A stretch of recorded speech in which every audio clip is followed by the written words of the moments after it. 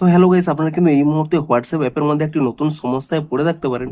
দেখুন, আপনারা অনেকে এই সময় জেনে থাকবেন যে দেখুন, আপনারা যদি এই থ্রি ডটে ক্লিক করে নিয়ে এখানে সেটিংস অপশানে ক্লিক করে নেন এবং তারপর এখানে প্রোফাইল অপশানে ট্যাপ করে নেন, তাহলে দেখুন এখানে একটি নতুন অপশান পেয়ে যাবেন ইউজার নেম বলে।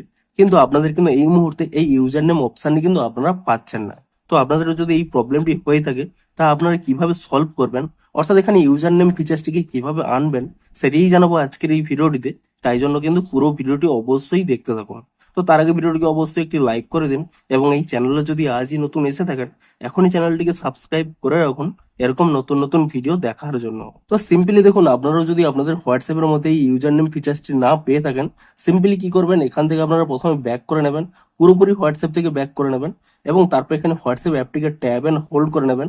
এখানে একটি অপশন পেয়ে যাবেন অ্যাপ ইনফো বলে। আপনি এখানে এই অ্যাপ ইনফো অপশানে ক্লিক করে নেবেন এবং তারপরে কি করবেন, এখানে এই ফোর স্টপ অপশানে ক্লিক করে নিয়ে প্রথমে এখানে আপনারা ফোর স্টপ করে নেবেন।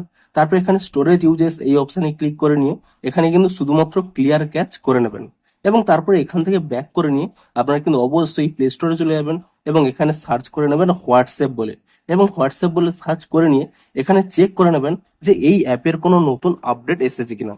যদি এই অ্যাপের কোনো নতুন আপডেট এসে থাকে, অবশ্যই কিন্তু অ্যাপটিকে নতুন ভার্সনে আপডেটটি করে নিন এবং আপডেটটি করে নেওয়ার পরেই আপনারা তারপরে কি করবেন, এখান থেকে ব্যাক করে নেবেন এবং আপনাদের মোবাইলটিকে কি করবেন, একবার কিন্তু এখানে রিস্টার্ট করে নেবেন এবং তাহলেই দেখুন আমি এখান থেকে ব্যাক করে নিচ্ছি। তাহলেই কি করবেন, তারপরে এখানে রিস্টার্ট করে নেওয়ার পরে হোয়াটসঅ্যাপটি ওপেন করে নেবেন। তারপরে দেখুন এখানে থ্রি ডটে ক্লিক করে নিয়ে তারপরে যদি সেটিংসে ক্লিক করে নিয়ে প্রোফাইলে চলে যান, এখানে কিন্তু আপনারা সেই ইউজার নেম অপশানটি কিন্তু পেয়ে যাবেন।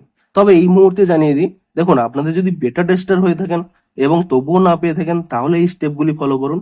এবং আপনার যদি নর্মাল ইউজার হয়ে থাকেন, কোনো বেটা প্রোগ্রামে জয়েন হননি, তাদেরকে জানিয়ে দিই এই ফিচার্সটি কিন্তু এখন বেটা প্রোগ্রামের জন্য রিলিজ করা হয়েছে। আপনারা যদি নর্মাল ইউজার হয়ে থাকেন, আপনারা কিন্তু ম্যাক্সিমাম 1 উইক ওয়েট করে যান, অর্থাৎ 1 সপ্তাহ ওয়েট করে যান। 1 সপ্তাহের মধ্যেই সকল ইউজারদের জন্য কিন্তু এই ফিচার্সটি রোল আউট করা হবে। তো আপনারা বেটা টেস্টারও যদি হয়ে থাকেন কিংবা বেটা টেস্টার নাও হয়ে থাকেন, আপনারা কিন্তু 1 উইক ওয়েট করে যান, দেখবেন কিন্তু সবার জন্যই এই ফিচার্সটি কিন্তু রোল আউট হয়ে যাবে। তো ভিডিওটি যদি একটু হেল্পফুল বলে মনে হয়, অবশ্যই একটি লাইক করে দিন। দেখা হচ্ছে আরো কোনো ইন্টারেস্টিং ভিডিওর সাথে। Thanks for watching.